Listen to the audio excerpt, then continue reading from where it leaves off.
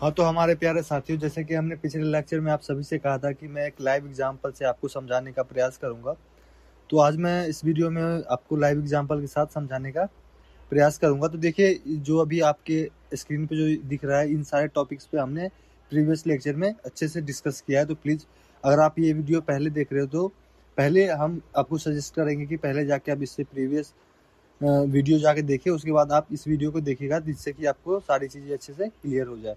तो चलिए अब हम स्टार्ट करते हैं और समझते हैं लाइव एग्जांपल से। तो चलिए हमारे प्यारे साथियों, सबसे पहले हम इस कोड को समझ लेते हैं, उसके बाद हम इस कोड को कैसे रन किए हैं उसको हम आपको लाइव करके दिखाएंगे। तो सबसे पहले समझ लेते हैं ताकि आगे आपको दिक्कत ना हो। तो देखिए, सबसे पहले हमने आपको बताया था प्री प्रोसेसिंग।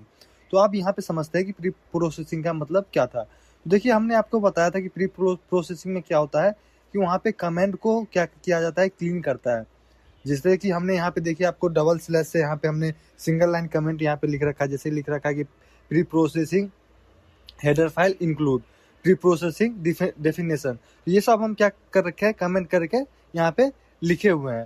तो इसी चीज को क्या करता है हमारा प्री प्रोसेसिंग, उसको रिमूव करने का काम करता है। उसके बाद हमने आपको कहा था कि हम इसमें फंक्शन को इंक्लूड करते हैं। जैसे कि हमारा इनपुट आउटपुट फंक्शन जो है उसको हम इंक्लूड करने का काम करते हैं। तो जैसे देखिए, हमारा जो प्रिंट एफ हो गया, स्कैन एफ हो गया, ये हमारा stdio.h वाले हेडर फाइल में हमारा जो होता है वो फंक्शन होता है। तो इसीलिए हमने सबसे पहले क्या किया है, इंक्लूड किया है studio.h को। उसके बाद देखिए, हमने यहाँ पे क्या किया है, डिफाइन किया है। हमने आपको क्या बोला था कि प्री प्रोसेसिंग में भी हम डिफाइन करते हैं। तो यहाँ पे हम क्या कर रहे हैं, पाई की वैल्यू को डिफाइन कर रहे हैं। पाई का वैल्यू कितना होता है, 3.14 होता है। आई होप कि आपको अब अच्छे से क्लियर हो गया होगा कि प्री प्रोसेसिंग में क्या क्या होता है। उसके बाद हमने आपको क्या कहा था, कंप्लीशन। तो देखिए, कंप्लीशन में क्या होता है, तो देखिए कंप्लीशन का क्या मतलब होता है। कंप्लीशन हमारा जो होता है वो एरर को चेक करता है। तो उससे पहले अब चलिए अब हम प्रोग्राम पे बात कर लेते हैं। तो देखिए, हमारा अब यहाँ से मेन से ही हमारा जो प्रोग्राम होता है वो स्टार्ट होता है। देखिए, यहाँ से हमारा प्रोग्राम स्टार्ट हो रहा है। अब देखिए, एक बार फिर से हम बता देते हैं कि डबल स्लैश का जो हम यूज किया है, इसका यूज हम सी में सिंगल लाइन कमेंट के लिए करते हैं। तो देखिए, यहाँ पे हमने यहाँ पे आपको दिखा भी रखा है कि this is a comment removing pre processing. जैसे ये जितना लाइन आपको कमेंट वाला दिख रहा है सोर्स कोड में, वो सारा प्री प्रोसेसिंग उसको क्या करता है, रिमूव कर देता है। उसके बाद देखिए, हमने क्या किया है, इंटीजर को यहाँ पे डिफाइन किया है। तो रेडियस हमने लिया है 7, और हमारा जो ये डेटा टाइप किस रेडियस जो है हमारा 7 जो है, ये किस डेटा टाइप का है, तो ये हमारा इंटीजर डेटा टाइप का है। तो इसीलिए हमने क्या किया है, इंटीजर यहाँ पे यूज किया है। वहीं अगर हम देखें तो एरिया को हमने यहाँ पे फ्लोट से दिखा रखा है। हमने क्यों फ्लोट से दिखा रखा है, ये चीज, इस चीज को आप समझिएगा। क्योंकि देखिए, हमारा जो पाई का वैल्यू हमने ऊपर जो डिफाइन कर रखा है उसका यूज करेंगे अभी हम। तो उस चीज को देखिए, हमारा जो वो वैल्यू है 3.14, वो हमारा फ्लोट वैल्यू है। जो हमारा एरिया जो आएगा सर्कल का, हम यहाँ पे फाइंड करने वाले हैं सर्कल का एरिया। जो हमारा सर्कल का एरिया आएगा वो भी हमारा फ्लोट वैल्यू ही आएगा। इसीलिए हम एरिया को जो फ्लोट वैल्यू के रूप में यहाँ पे लिए हुए हैं। आई होप कि आपको हमारी बात समझ में आ गया होगा। उसके बाद देखिए, यहाँ पे हमने एरिया का जो फॉर्मूला होता है वो क्या होता है, यहाँ पे देखिए पाई आर स्क्वायर होता है। तो देखिए, हम वहाँ पे वैसे पाई आर स्क्वायर नहीं रिप्रेजेंट कर सकते हैं, इसीलिए हमने यहाँ पे क्या किया है, पी आई। देखिए, हमने यहाँ पे वैसा पी आई नहीं, हमने आपको कहा था कि हमने ऊपर डिफाइन किया है पाई का वैल्यू। तो देखिए, उसको हम यहाँ पे यूज कर रहे हैं पी आई से। तो यहाँ पे देखिए, हमने लिख भी रखा है कि P I will be replace by 3.14। यहीं पे जो हमने पी आई जो लिया है, ये रिप्लेस हो जाएगा, किससे होगा, 3.14 से ये रिप्लेस हो जाएगा। वहीं देखिए, हमने आर स्क्वायर को कैसे मतलब रिप्रेजेंट किया है। तो देखिए, आर स्क्वायर का मतलब क्या होता है, रेडियस होता है। तो देखिए, हमने रेडियस इंटू रेडियस यहाँ पे लिख रखा है और सेमी कॉलन हमने लगाया है। अगर यही सेमी कॉलन अगर हम नहीं लगाए तो हमारा क्या होगा, कंपाइलेशन में हमारा जो है एरर आएगा। क्या एरर आएगा, मिसिंग सेमी कॉलन ये करके एरर आएगा। आई होप कि आपको ये भी क्लियर हो गया होगा कि सेकेंड कंपाइलेशन क्या होता है। उसके बाद हमारा था लिंकिंग। तो अब देखिए, अब हम लिंकिंग को समझते हैं। तो देखिए, यहाँ पे हमने प्रिंट एफ को लिया है प्रिंट करवाने के लिए। जैसे कि हमने यहाँ पे रेडियस का वैल्यू 7 ले रखा है, तो इसको हमें प्रिंट करवाना है अपने आउटपुट में। तो हमने देखिए यहाँ पे क्या किया है, radius equals to percentage D से हम क्या कर रहे हैं, रेडियस का वैल्यू को प्रिंट करवाने का काम करते हैं। अगर हमें कोई भी वैल्यू को प्रिंट करवाना है तो हमें परसेंटेज डी का यूज करना पड़ता है। और स्लैश एन का मतलब क्या होता है कि हम लाइन ब्रेक कर रहे हैं। जैसे कि हमारा 7 रेडियस इक्वल टू 7 लिखा है और उसके बाद फिर अगले नेक्स्ट लाइन में हमारा एरिया उसका काउंट होके आ जाए, इसीलिए हम स्लैश एन का यूज करते हैं। उसके बाद देखिए हम कॉमा लगा के, अब ये जो 7 वैल्यू हम परसेंटेज डी जो यहाँ दिखा रखे हैं वो हमारा 7 वैल्यू कहाँ से आएगा, तो रेडियस में हमने यहाँ पे दिखा रखा है इंटीजर वाले, इंटीजर डेटा टाइप में देखिए रेडियस इक्वल टू हमने 7 ले रखा है, तो यहाँ पे हमें रेडियस लिखना होगा। ये लिखने से हमारा क्या होगा, ये जो वैल्यू है हमारा 7 परसेंटेज डी में प्रिंट होके आ जाएगा। अब हमारी बात आप समझिएगा कि लिंकिंग का यूज अब यहाँ पे कैसे हो रहा है। तो देखिए हमारा studio.h जो हेडर फाइल है, हमने इसमें आपको कहा था कि इसमें हमारा होता है printf और scanf। studio.h का मतलब होता है स्टैंडर्ड इनपुट और आउटपुट। तो हम यहाँ पे आउटपुट के लिए क्या यूज करते हैं, printf का यूज करते हैं। तो वही हमारा जो printf है ये कहाँ से आ रहा है, तो ये हमारा studio.h से आ रहा है। यही हमारा क्या होता है, लिंकिंग होता है। आई होप कि आपको थर्ड भी समझ में आ गया होगा कि लिंकिंग क्या होता है। तो देखिए हो गया। उसके बाद हम देखिए क्या करवा रहे हैं, प्रिंट करवा रहे हैं एरिया ऑफ सर्कल को। तो area of circle equal to हमने परसेंटेज डी फ्लोट वैल्यू को हमें प्रिंट करवाना है। तो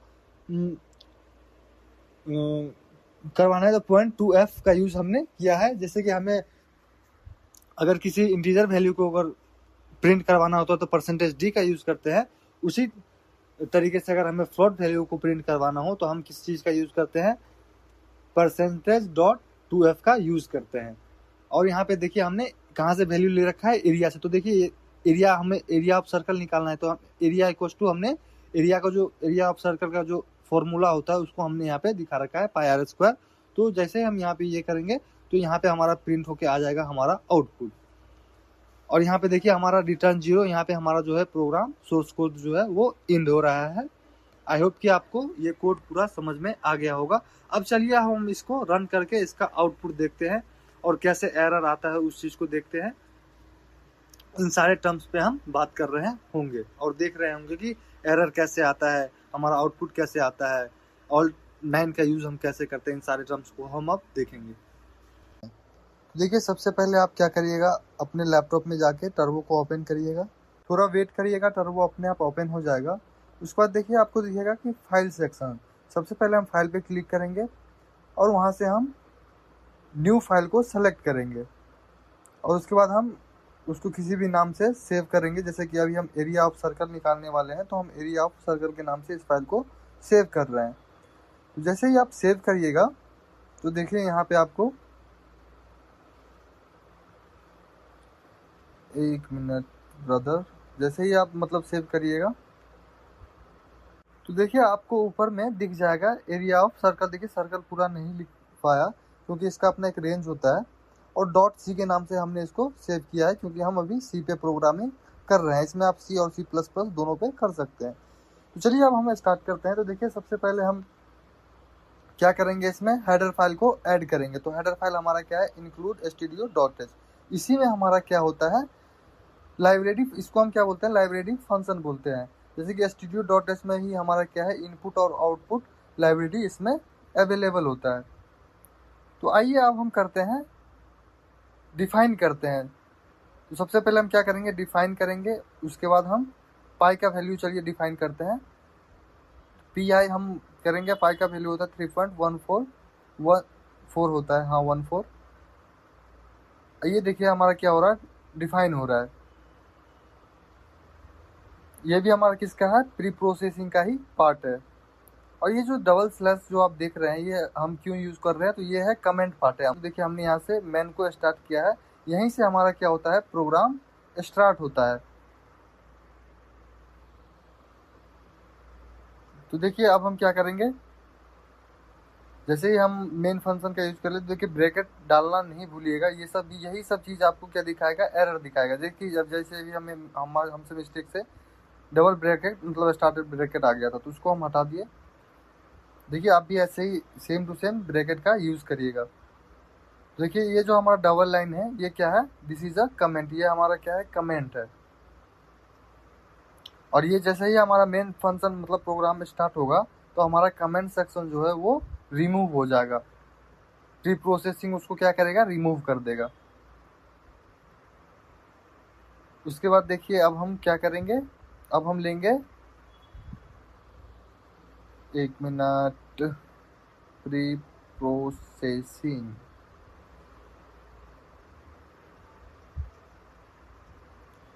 अब देखिए हमारे भाइयों, अब यहाँ से हम करेंगे स्टार्ट। तो देखिए यहाँ पे हम सबसे पहले इंटीजर डेटा टाइप्स का वैल्यू लेंगे, तो हम रेडियस लेंगे। चलिए रेडियस लेते हैं।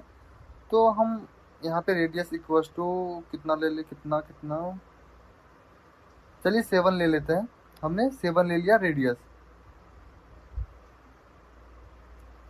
हम क्या निकालने वाले हैं, एरिया का, या सॉरी मतलब सर्कल का एरिया निकालने वाले हैं। अब देखिए हम क्या करेंगे, एरिया लेंगे यहाँ पे। तो एरिया जो लेंगे हम, ये हमारा किस टाइप का, देखिए हमने वहाँ पे पाई का वैल्यू फ्लोट में दिखा रखा है, तो हम एरिया को भी किस डेटा टाइप से मतलब रिप्रेजेंट करेंगे, तो हम फ्लोट से करेंगे। क्योंकि ये जो है हमारा 3.14, क्या हो सकता है कि मल्टीप्लाई के बाद हमारा जो वैल्यू आए वो फ्लोट में ही आ सकता है। तो इसीलिए हमने क्या किया, यहाँ पे फ्लोट वैल्यू लिया है। तो देखिए अब हम यहाँ पे एरिया को दिखा रहे हैं। तो एरिया इक्वल्स टू क्या होता है, फॉर्मूला पाई आर स्क्वायर होता है। तो यहाँ पे हम वैसे रिप्रेजेंट नहीं कर सकते। तो देखिए यहाँ पे हमने पाई का वैल्यू ले रखा है, डिफाइन कर रखा है। तो यहाँ पे हमने पी आई ले लिया, और उसके बाद हम रेडियस आर स्क्वायर होता है, तो यहाँ पे हम आर स्क्वायर नहीं कर सकते, इसीलिए हम इसको 2 बार यहाँ पे लिख दिए हैं। आई होप कि आपको समझ में आ रहा होगा। देखिए यहाँ पे हमने इसको क्या किया है, पाई। अब देखिए यहाँ पे हमने आपको कुछ देर पहले बताया था कि यहाँ पे हमने पाई का वैल्यू जो है वो डिफाइन किया है। तो अब वो क्या होगा, यहाँ पे जो हमने पी आई लिया है, तो ये क्या करेगा, रिप्लेस करेगा 3.14 वैल्यू से। आइए अब हम प्रिंट करवाते हैं। प्रिंट,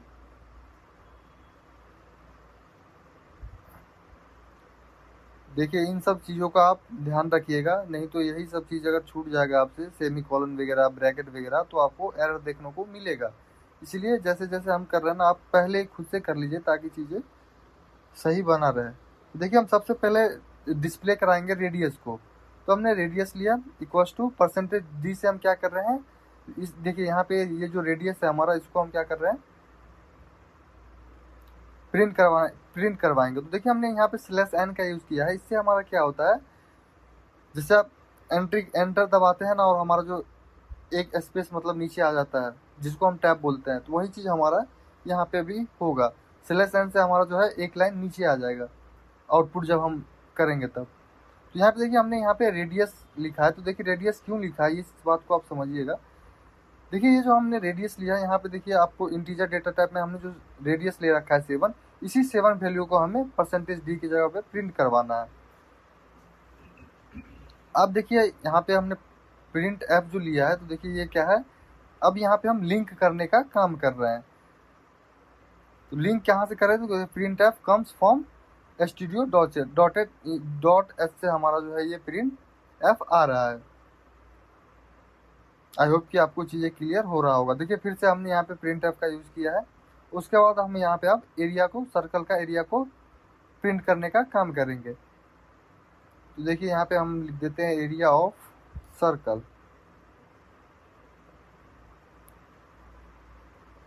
उसके बाद हम करेंगे इक्वल्स टू, और यहाँ पे देखिए हमें एरिया ऑफ सर्कल का अगर हमें प्रिंट करवाना, तो हम क्या परसेंटेज डी 2f से हम इसको प्रिंट करवाएंगे। इससे हम क्या करते हैं, फ्लोट वैल्यू को प्रिंट करवाने का काम करते हैं। /n का यूज़ करेंगे जिससे कि हमारा जो प्रिंट होके आए वो एक लाइन नीचे होके आए। अब देखिए हमने एरिया का फॉर्मूला कहाँ यूज़ कर रखा है, देखिए यहाँ पे area equals to P I radius into radius. तो ये वाला वैल्यू जो है हमारा कहाँ पे आ जाएगा, परसेंटेज 2f के पास आ जाएगा। और यहाँ पे देखिए हम क्या क्या कर रहे हैं, रिटर्न 0। ये यहाँ पे हमारा जो है प्रोग्राम अब एंड हो जाएगा। अब हम इसको करेंगे सेव। उसके बाद चलिए अब हम इसको क्या करेंगे, कंपाइल करेंगे। तो कंपाइल हम किस चीज़ से करते हैं, ऑल्ट और F9 से करते हैं। तो देखिए यहाँ पे हमारा एरर जो है, एक भी एरर नहीं है, कोई भी वार्निंग नहीं है, मतलब कि हमारा प्रोग्राम जो है वो सही सही रन हो गया है। अब चलिए अब हम इसको क्या करते हैं, रन करते हैं। तो कंट्रोल F9 से रन करेंगे। उसके बाद हम ऑल्ट F5 से आउटपुट देखने का काम करेंगे। देखिए यहाँ पे हमारा आउटपुट आ गया है। रेडियस इक्वल टू हमारा 7 है, एरिया ऑफ सर्कल जो है 153 पॉइंट समथिंग है। आई होप कि आपको चीज़ें क्लियर हो गया होगा। अब देखिए यहाँ पे अगर हम सेमीकोलन को हटाते हैं तो देखिए हमारा क्या हो रहा है, एरर आ रहा है, एक एरर आ रहा है। अब देखिए एरर हमें 11 नंबर लाइन में दिखा रहा है कि स्टेटमेंट मिसिंग है। हमारा क्या मिसिंग है, सेमीकोलन मिसिंग है 11वें नंबर लाइन में। देखिए ऐसे ही एरर होता है, जैसे कि हमने यहाँ पे हटाया। अब देखिए फिर से हम इसको सेमीकोलन लगाएंगे, फिर से हम इसको कंपाइल करेंगे। हमारा हो गया कंपाइल। उसके बाद फिर हमारा देखिए कोई भी एरर नहीं आएगा और हमारा देखिए रन होके आ गया। फिर से दोबारा हमारा प्रिंट होके आ गया आउटपुट। देखिए हमारा एक भी एरर नहीं है। ऑल्ट F9 का हम यूज़ करेंगे और देखिए यहाँ पे हमारा एक भी एरर नहीं है। आई होप कि हमारे प्यारे साथियों आपको चीज़ें समझ में आ गया होगा।